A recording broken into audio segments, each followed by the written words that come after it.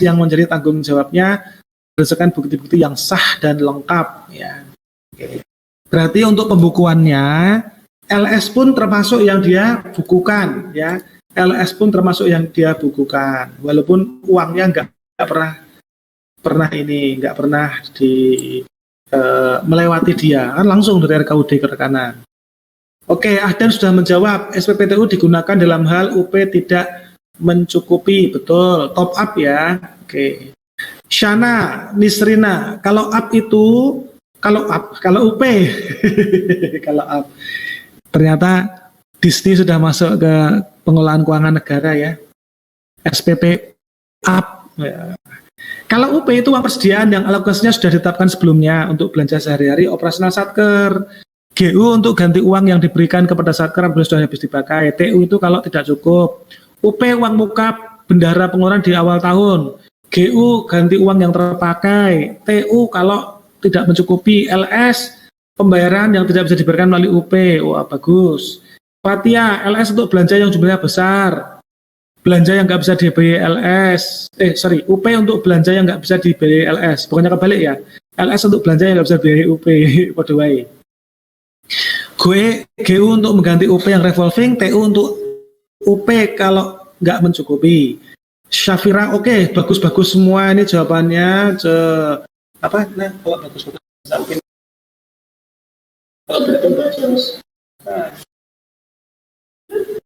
Kalau bagus semua itu seronok ya, comel lah ya, comel seronok nih jawabannya.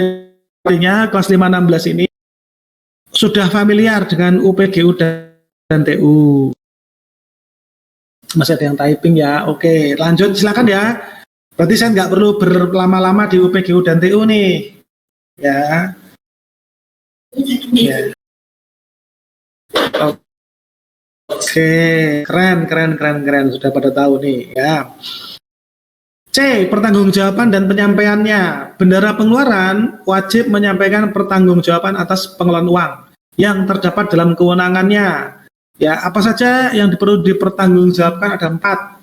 Pertanggungjawaban UPGU, pertanggungjawaban TU, pertanggungjawaban administratif dan pertanggungjawaban fungsional. Berarti dalam hal pertanggungjawaban bendara pengeluaran itu 2 kali lebih berat daripada bendara penerimaan yang cuman LPJ administratif dan fungsional. Bahkan 3 kali ya, 3 kali lebih berat. Kenapa? Karena LPJ administratif dan LPJ fungsional itu sama isinya, cuma doang yang beda ditujukan ke orang yang berbeda. Nah ini dia bikin 3 berarti kan, penggunaan UPGU sendiri, TU sendiri, kan angkanya pasti beda tuh UPGU sama TU ya. Lalu administratif dan fungsionalnya kemungkinan sama. Tata cara, lanjut ya. Tata cara, ini nanti yang dapat aktivitas yang nomor, yang jawab yang awal dulu tuh ya. Siapa nih yang jawab awal dulu? Ahdan tuh kurang lengkap lah ya. Shana nih boleh nih dapat nih ya, Jos. Kita berikan. 2 orang lah ya, Shana dan Arfandi. Shana dan Arfandi.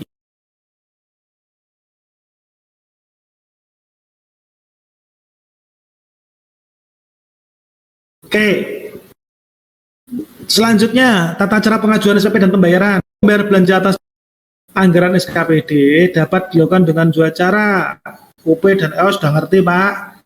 Ya, sudah ngerti.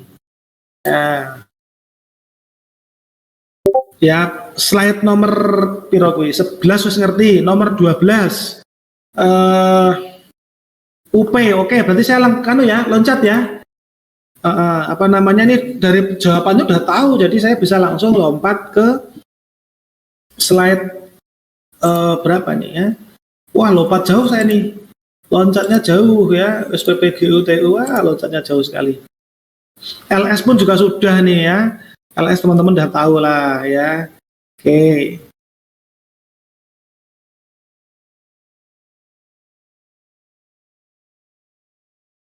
Nah ini dia. Nah, barangkali ini nih ya. Nih, kita mulai di slide nomor 24. Ya, lompatnya jauh sekali karena teman-teman udah paham kan. Jadi kayak Mario Bros kalau nemu jalan rahasia itu loh, seret langsung lompat ya. Atau kalau Crash Team Racing game balapan yang terkenal apa ya? Mario Kart atau apa? Pokoknya game balapan tuh biasanya ada shortcutnya itu ya. Penerbitan SPM, SPM UP, SPM GU, TU, dan LS diterbitkan paling lambat 2 hari sejak diterimanya SPP. Dikembalikan paling lambat 1 hari sejak diterima SPP. Jadi gini, kalau mau menolak jangan lama-lama, kalau mau mengeksekusi harus segera, gitu ya. Kalau mau nolak jangan lama-lama, kalau mau eksekusi segera dilaksanakan ya. Nah ini ya, jadi pokoknya jangan PHP ya. Soalnya kalau kamu tuh nolaknya lama, ya kalau kamu nolaknya lama itu kasihan ya, digantung banget gitu kan. Kalau mau tolak segera, nggak mau gitu. Saya masih mau sekolah, saya masih mau kuliah ya. Adik, kakak mau lamar adik jadi istri ya. Aduh kakak, saya masih sekolah gitu kan ya. Oh kalau gitu nanti kakak jemput setelah sekolah, kita kawinnya setelah sekolah. Orang Papua kan gitu tuh. Penerbitan SP2D, ketika SPM lengkap dan tidak melampaui pagu anggaran, maka kuasa BUD menerbitkan SP2D. Tetapi kalau tidak lengkap, maka BUD menolak menerbitkan SP2D. Ya, SP2D paling lama 2 hari sejak diterima SPM. Jika ditolak, dikembalikan 1 hari sejak SPM diterima. Dalam hal kuasa BUD berhalangan, maka dapat menunjuk pejabat yang diberi kewenangan untuk menandatangani SP2D. Nah, dulu teman-teman ini SP2D ini ya Allah ya, bisa 4 hari, bisa 7 hari ya. Ini 2 hari ini di daerah ya. Di pusat hitungannya jam teman-teman ya. Di pusat hitungannya jam. Jadi SPP masuk sekian jam harus ada ininya. Oh kalau SPP enggak, SPP kan di Satker ya. SPM masuk ke KPPN tuh sekian jam harus sudah memutuskan gitu ya, SP2D atau tidak ya. Oke. Terus jangan sampai salah ini yang slide berikutnya ini jenis-jenis SPM SP2D, jangan sampai salah kamar, SPP-nya UP, SPM-nya harus UP juga dan seterusnya. Kelengkapan dokumen kelengkapan dokumen SPP, apa bedanya SPP dan SPM? Kalau SPM itu less P ya. Kalau ST kan less ice ya. Kalau SPM itu less P, karena kalau SPP double P. Ya. Kalau hubungan deh Pak, ya nggak apa-apa, bagi-bagi kan enak nih. Canda. Kelengkapan dokumen SPP, surat pengantar, ringkasan, dan rincian. Lampiran dokumennya adalah salinan SPD, surat penyediaan dana, draft surat pernyataan yang akan ditantangkan oleh PA, yang menyatakan bahwa uang yang diminta tidak akan digunakan untuk keperluan selain UP, ya semacam SPTJM ya itu ya, dan lampiran lain yang diperlukan. Ya, kelengkapan UP GU ya cuman kalau GU itu bedanya adalah dia sudah dilampiri dengan bukti transaksi yang sah dan lengkap. Karena kalau GU itu kan duitnya keluar dulu baru SPJ-nya belakangan untuk revolving isian UP-nya lagi. Kalau TU bedanya apa? Kalau TU ada yang 2C, surat keterangan yang memuat penjelasan keperluan kenapa perlu tambahan. Kamu minta tambahan jajan aja harus berargumen sama mama kan, Mak ya minta tambahan pulsa, ini minta tambahan duit Mak, kamu buat apa sih? Ini pulsa Mak, ini PJJ ini pulsa Mak ya, bantuan dari pemerintah saya belum dapat Mak. Udah pernah dapat belum kuota dari pemerintah? Kuota PJJ dari pemerintah sudah pernah dapat belum? Sudah ya? Sudah Pak. Wih, berapa giga? Dapatnya berapa banyak? Beda-beda Pak, kalau Telkomsel 30 giga. Lo Telkomsel ada yang udah dapet loh dan 30 giga per bulan apa seterusnya? Iya Pak, bulan kemarin 30 giga, kayak bulan ini insya Allah juga 30 giga. Wow, harusnya saya Zoom dong ya. masa pakai Discord yang hemat pulsa. Ya, oke. Udah enak ya pakai Discord ya. Oke. Kelengkapan dokumen SPP LS. Yo, si Venda ya. Kamu jujur sekali ya. Ya. Venda dilarang jujur sekali. Karena kamu harus jujur seterusnya. Kalau cuma sekali ya kurang.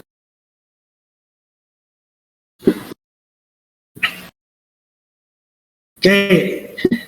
Kelengkapan dokumen SPLS sumberan gaji dan tunjangan. Ada surat pengantar, ada rincian. Nah, bedanya apa kalau buat gaji dan tunjangan?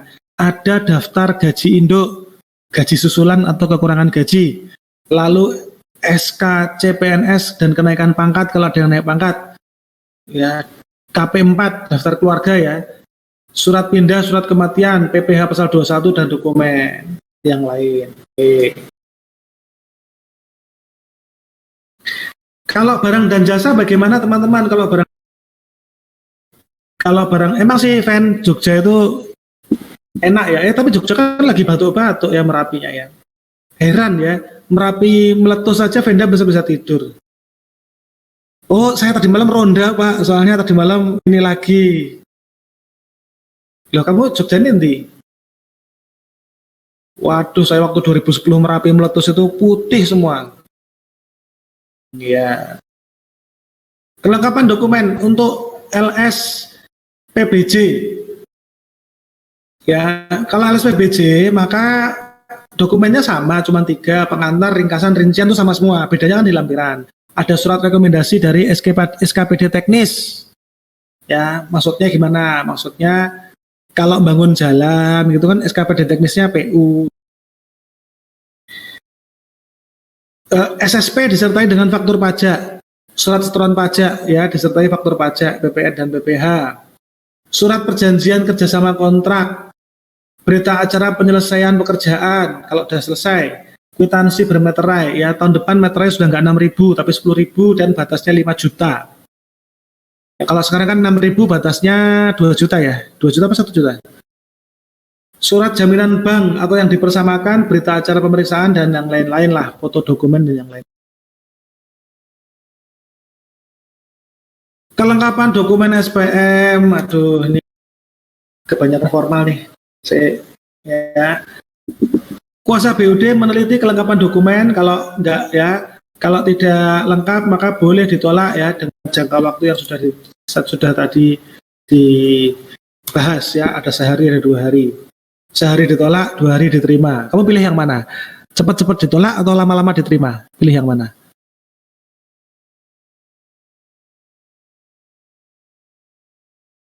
Cepat diterima. Mesti gitu nih jawabannya nih. Kayaknya cepat diterima, Pak.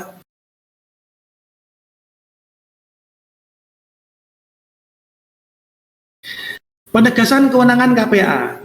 Pasal 11 Permendagri 59/2007 ditambah dengan ayat 3A. Ya, 59/2007 ini juga perubahan dari Permendagri 13 ya, setelah yang 55/2008.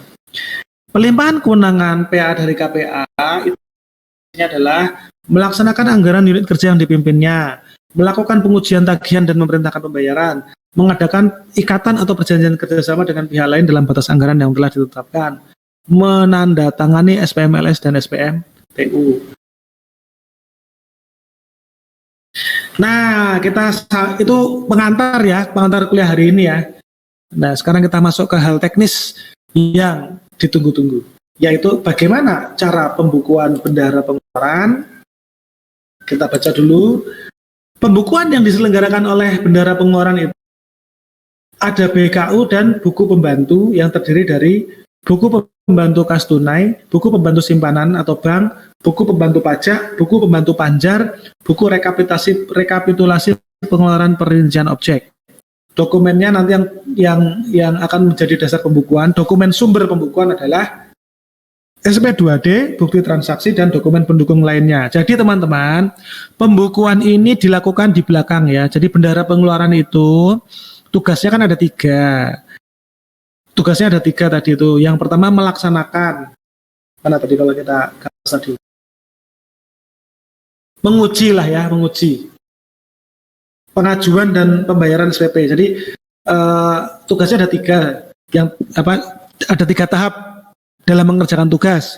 Tahap pertama itu mengajukan dan membayarkan uang. Dokumen-dokumennya yang barusan sudah kita ulas. Ada SPP, SPM, SP2D gitu ya. SP2D urusannya BUD ya. Tapi tetap diterima oleh si bendahara pengeluaran. Nah, sekarang kita masuk ke tahap kedua yang namanya pembukuan. Pembukuan itu terjadi di belakang. Inilah bedanya buku manusia dan bukunya Allah ya. Buku Lauhul Mahfuz ya. Kalau bukunya manusia itu baru bisa mencatat setelah kejadian. Kalau buku yang Allah tulis ya, kitab Lauhul Mahfuz yang Allah tulis adalah menuliskan hal yang akan terjadi dan pasti terjadi. Ini bagian dari takdir, iman terhadap takdir. Nah, di sini teman-teman, kita baru mulai membukukan setelah ada SP2D, bukti transaksi yang sah dan dokumen-dokumen pendukung lainnya baru kita masukkan di BKU ya. Walaupun nanti ke depannya untuk pembayaran berikutnya, kita tetap membutuhkan data dari BKU atas pembayaran yang sudah dilakukan sebelumnya. Pembukuan belanja teman-teman, langkah-langkahnya adalah langkah 1, mencatat pada BKU ya. Ini untuk ulangi. Langkah-langkah pembukuan penerimaan SP2D, UPGU dan TU. SP2D, UPGU dan TU dicatat 2 kali. Yang pertama dicatat di BKU ketika menerima uang itu di bank ya. Lalu dicatat juga di buku pembantu simpanan bank ya. Jadi BKU itu seperti general ledger, BP simpanan itu seperti special ledger kalau di akuntansi. Special ledger itu ya mengumpulkan saja sesuai ini kan juga ya dikumpulkan yang terkait sama bank-bank di dalam satu buku pembantu bank. Yang kedua, bagaimana langkah-langkah pembukuan mutasi uang? Bagaimana langkah-langkah pembukuan mutasi uang?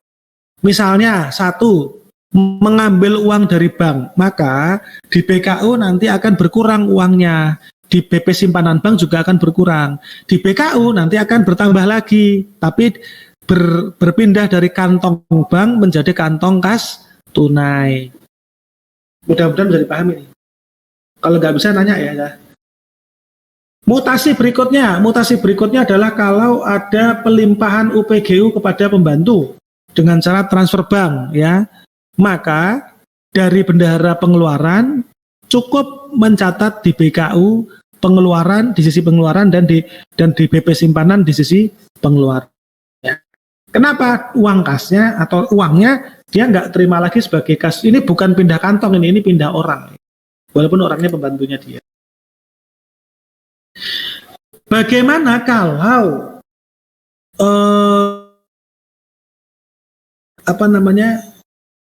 bagaimana dari sisi pembantunya ya, ini dari sisi pembantu atas transaksi yang slide sebelumnya, maka nanti si pembantu akan mencatat di BKU sebagai penerimaan dan di BP simpanan sebagai penerimaan. Konsentrasi ya, ingat kita kuliahnya sudah kurang 20 menit lagi, sekitar 20-30 menit lagi. Tadi sesuai info tadi, hari ini kita kuliahnya 1 jam dulu, nanti Anda tak beri TUGS, tambahan uang dan tugas. Sekarang adalah langkah-langkah pembukuan pembayaran belanja tanpa melalui panjar. Kalau nggak pakai panjar, maka teman-teman ya, dari uang UP yang sudah kita miliki, ya, yang sudah kita cashkan tadi, maka kita akan mencatat di pengeluaran di BKU dan di BP kas tunai atau BP simpanan bank tergantung bayarnya kita pakai apa. Kalau pakai cash ya berarti berkurang dari BP kas tunainya. Kalau kita transfer berarti dari BP simpanan bank. Selanjutnya, tidak cukup mencatat di BKU dan BP terkait uangnya, kita juga akan mencatat di buku pembantu rincian objek, buku pembantu yang kelima tadi ya. Buku pembantu yang kelima tadi, buku pembantu rincian objek. Itu ya. Dibayar menggunakan simpanan bank kalau pakai cek. Kalau dibayarnya pakai cek, maka yang kita bukukan adalah yang kita debit adalah, yang kita kurangi adalah BP simpanan banknya. Oke. Langkah-langkah pembukuan pajak saat memungut ya itu kurang itu. Saat memungut atau memotong ya kan bendahara pemerintah itu tugasnya dua, memungut dan memotong. BKU akan bertambah dengan adanya penerimaan uang, termasuk juga dari BP pajak.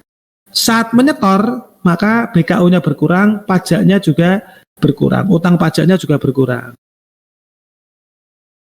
Kalau ada yang mau ditanyakan silakan ya, atau terlalu cepat ya, atau suara kersek-kersek hilang segala macam ya.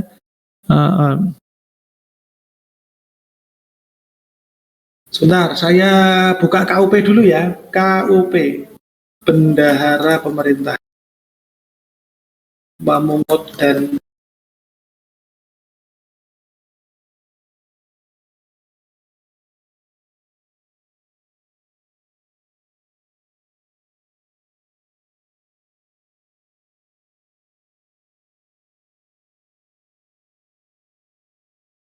pemungut pajak.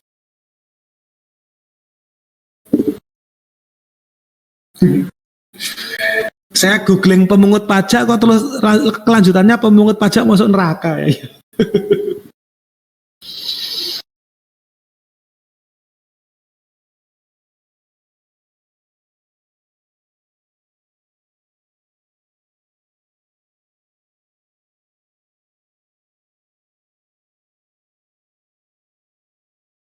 Mana ya di KUP-nya itu ya? Oke lah ya. Si.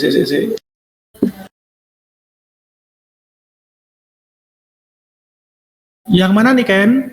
Oh sebentar, saya cek dulu nih Ken. Yang ini mana? Yang ini? Yang ini tuh yang mana? Yang ini apakah tidak dicatat di BPP-nya terus nih gimana? Ya itu pelimpahannya ada di slide selanjutnya. Ini guys, dicatatnya ini BP pembantu. Ada di slide selanjutnya ya Niken ya. Di slide selanjutnya kan Niken nunjuk tuh slide sekian tuh, ini ya Niken nunjuk Pak ini kok nggak dicatat di BP pembantu, dicatat itu slide selanjutnya kan buku pembantu banknya tuh. Sorry buku pembantu bank. Buku apa ya BKU di bendahara pembantu, gitu dia ya, BKU di punya ya, jelas nih kan? Nggak ketemu saya ininya, apa namanya, nggak ketemu KUP-nya. Pokoknya intinya bendahara pemerintah itu punya tugas memungut dan memotong pajak. Ya tapi prakteknya mirip-mirip ya. Pokoknya ada sebagian yang kita ambil dari belanja kita tahan untuk nanti disetorkan sebagai pajak.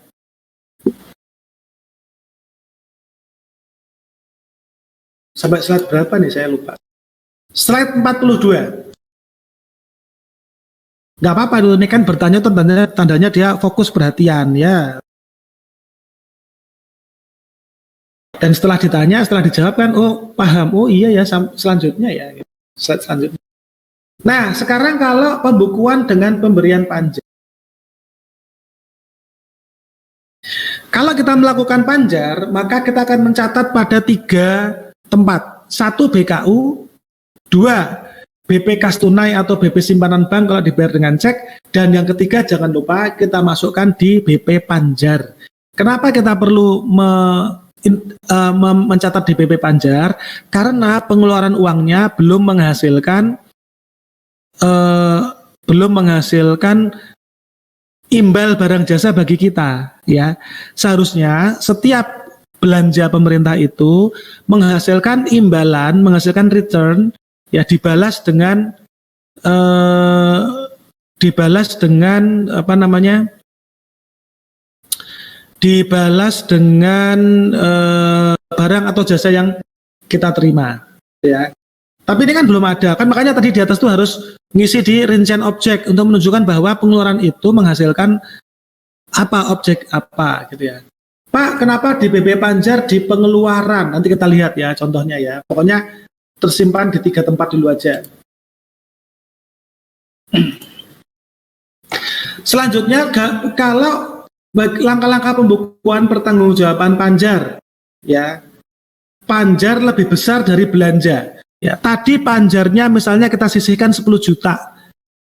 Ternyata belanjanya cuma 8 juta.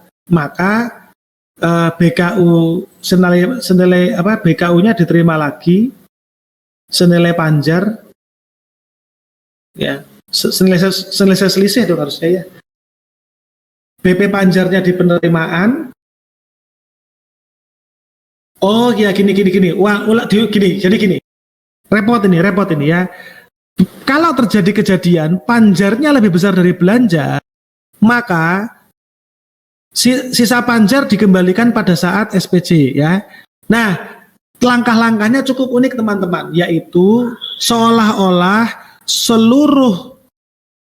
seluruh Panjarnya dikembalikan, ya. Makanya di situ dibalikkan lagi ke BKU senilai Panjar, baru di BKU kan keluarkan lagi senilai belanja dan masuk ke rincian objek, sementara BP kas tunai dan simpanannya justru diterima sebesar pengembalian dari pengembalian uang Panjarnya. Mulai mumet ini ya, ini. Kalau Panjarnya lebih kecil dari belanja, nanti kita lihat di latihan ya Afifah ya. Kalau kita nanti kita lihat di contoh. Kalau kita sekarang slide berikutnya, bagaimana kalau Panjarnya lebih kecil dari belanja?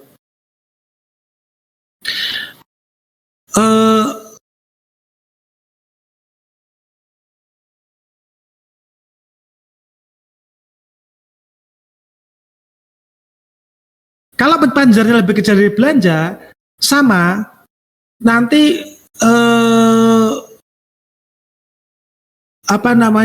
dikembalikan ke BKU, lalu BKU-nya akan mengeluarkan senilai belanja dan langsung mengisi ke BP rincian objek. Betul tuh Afifah tuh ya, Panjarnya hilang sama sekali, bener. Kalau Panjarnya sudah digunakan, maka dia saldonya akan 0. Sudah tidak ada lagi outstanding balance di BP Panjar. Sama seperti buku pembantu pajak kok.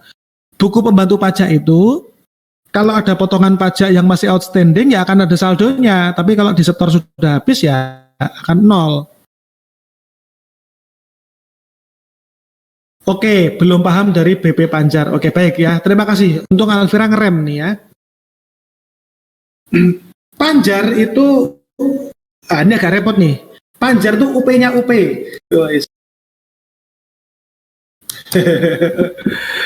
UP-nya UP ya. Jadi kalau gini mirip UP lah sebenarnya, mirip UP sebenarnya. Kalau UP itu kan antara kuasa BUD, antara BUD dengan bendahara pengeluaran.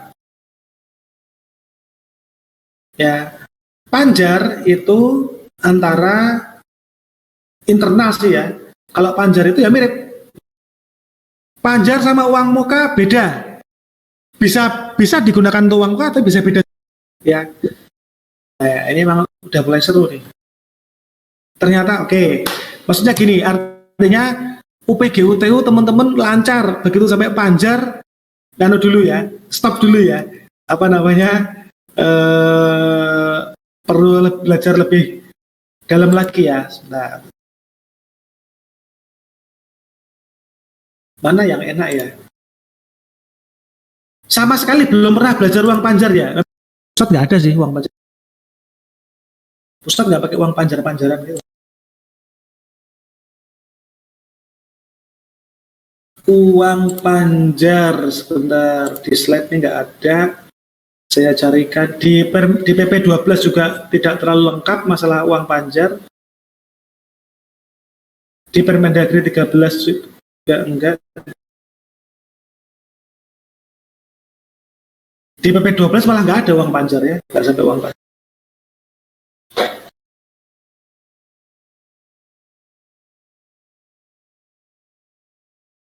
Serupa sih, serupa tapi tak sama sih. Nggak bisa.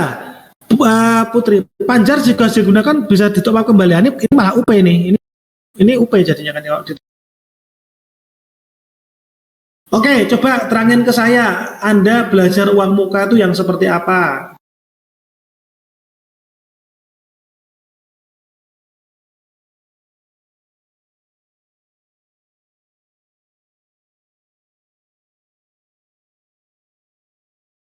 Ya, Anda belajar yang uang muka itu seperti apa? Uang muka perjadin, gimana uang muka perjadin? Dikeluarkan dulu gitu ya. Dikeluarkan dulu, kemudian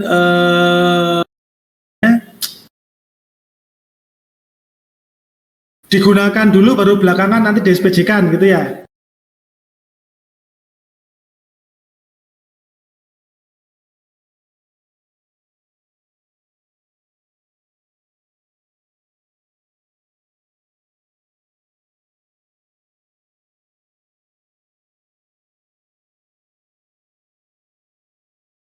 Oke lah, sementara bolehlah disamakan dengan uang muka dulu lah ya.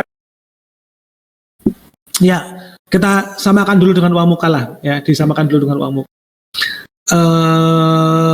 Sama kan uang muka perjadin bisa ditop up atau tidak? Bisa ditop up enggak uang perjadin? Enggak kan, langsung dipakai aja kan?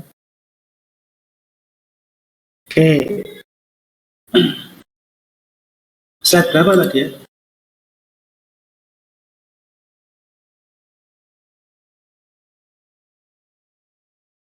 Oh ya ya, oke oke. Ya, bener kan ya Bel ya, nggak bisa ya. Jadi sama. Jadi intinya uang panjar itu nggak bisa di top up. Shana bagus tuh pertanyaannya, Pak. BP rincian objek ini untuk apa? BP rincian objek untuk ya, BP rincian objek untuk mencatat belanja yang sudah selesai, dalam arti sudah ada outputnya. Nah, untuk mencatat output sebenarnya sudah ada output. Ini anunya nih, tak tunjukkan apa namanya formatnya ya, format buku pembantu rincian objek.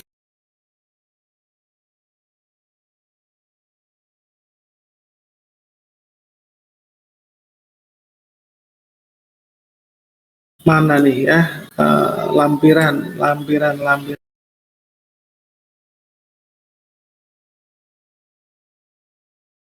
Format buku rincian objek belanja nih.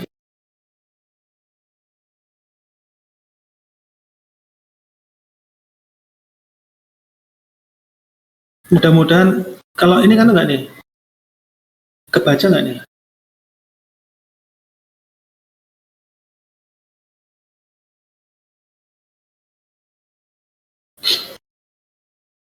Nah, ini ya, mana nih objeknya?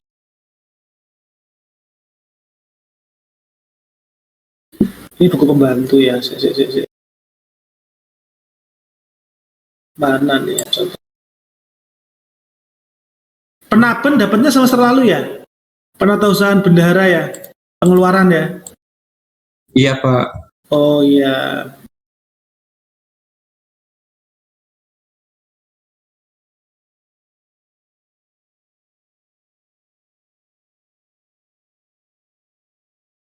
Iya sih. Ya. Mana contohnya? Ya, gitu ya. Ya, BPAP apa kepanjangannya? Buku pembantu?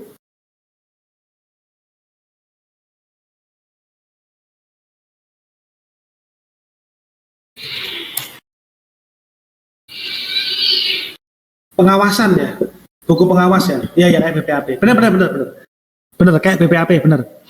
Ya.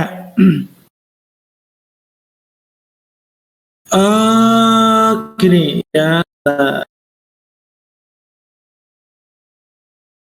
Oke, terangkan ke saya bagaimana Anda mempelajari tentang uang muka dan hubungannya dengan BKU. Yuk. Kalau udah sama dengan panjar, aku tinggal bilang ya kayak panjar itu.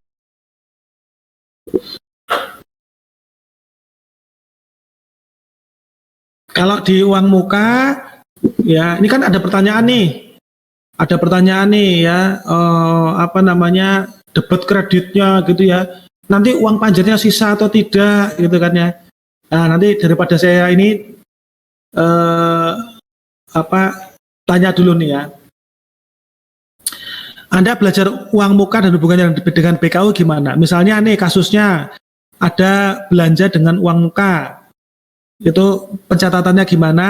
Terus kalau nanti penggunaan uang mukanya sudah selesai, nanti gimana di BKU-nya uang mukanya di pusat?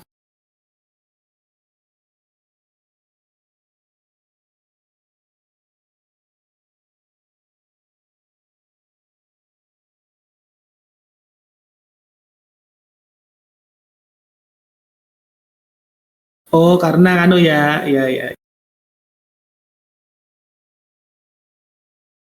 Oke, bedanya ya. Oke, berarti teman-teman udah bisa merasakan bedanya nih.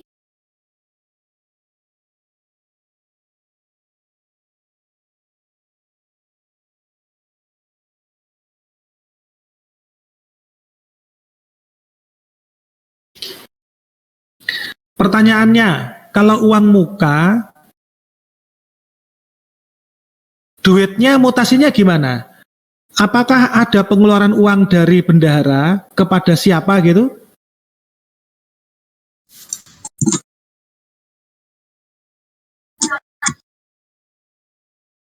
Gimana? Kepada BPP. Oke, tapi di BKU-nya tidak berkurang gitu ya?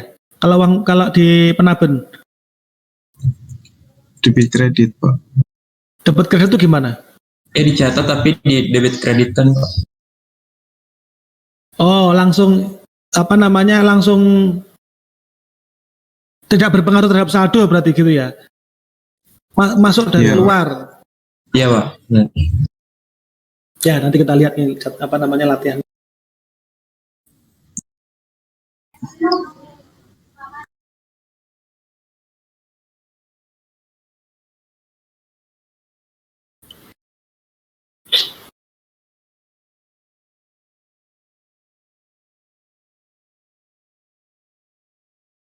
Oke, nanti ini seharusnya gini, ini latihannya saya harus dibimbing ya untuk yang bulan pertamanya.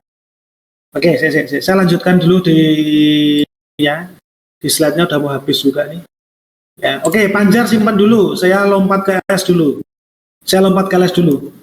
Nanti panjar itu lebih bisa dirasakan ketika latihan, ya.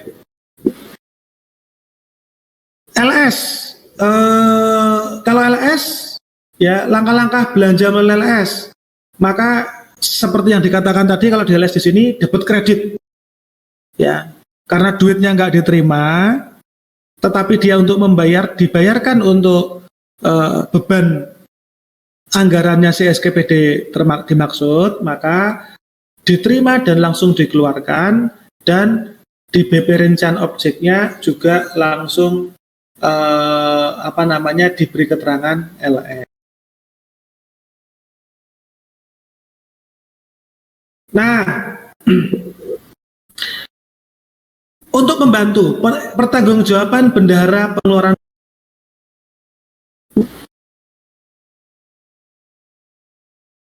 pertanggungjawaban UP disampaikan kepada pengguna anggaran pada saat laporan penggunaan TU-nya, kalau ada TU-nya. Pertanggungjawaban fungsional disampaikan kepada bendahara pengeluaran paling lambat tanggal 5 bulan berikutnya.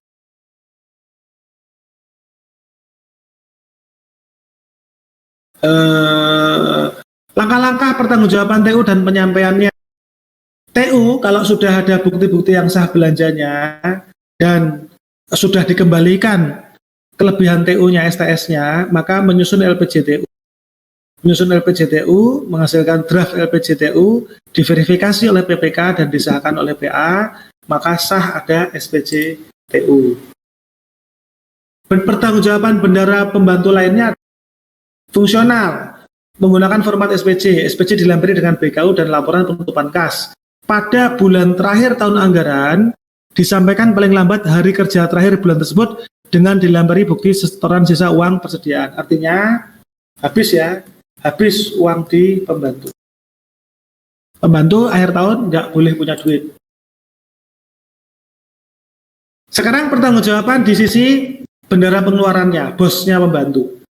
Ya, pertanggungjawaban UP disampaikan kepada pengguna anggaran pada saat pengajuan GU. Ya, kalau ada istilahnya dulu GU nihil tuh. Masih ada nggak istilahnya sekarang GU nihil? GU nihil masih dihabisin ya. Artinya apa? Dia hanya menyampaikan penggunaannya, tidak mengajukan penggunaan baru kan? Oke, disampaikannya seperti itu.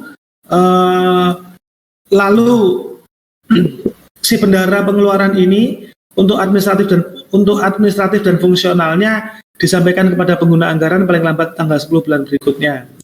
Fungsionalnya sama seperti LPJ fungsional di penerimaan, disampaikan ke PPKD paling lambat tanggal 10 bulan berikutnya. Langkah-langkah pertanggungjawaban UP dan penyampaiannya menggunakan UP, lalu disusun menjadi LPJ UP dan selesai. Ya, kalau TU-nya tadi sama, apabila ada kelebihan maka disetor dulu pakai STS, surat tanda setoran. Pembukuan untuk LS bendahara sama LS pihak ketiga apa? Sama lah ya, sama duitnya ini. LS pihak ketiga itu bisa gimana? Sama pembukuan pihak ketiganya atau gimana nih? LS bendahara sama LS pihak ketiga itu maksudnya gimana, Bos? Ini Pak, jadi kalau waktu di Penaben itu kan ada yang langsung, jadi dari kas negara langsung ditransfer ke pihak ketiga, tapi ada yang dibayarnya lewat bendahara dulu Pak. Terus kemarin tuh pembukuannya beda, kalau yang di LS pihak ketiga dia langsung masuk ke BPAB-nya, tapi kalau yang LS bendahara masuk ke BKU dulu Pak dicatatnya.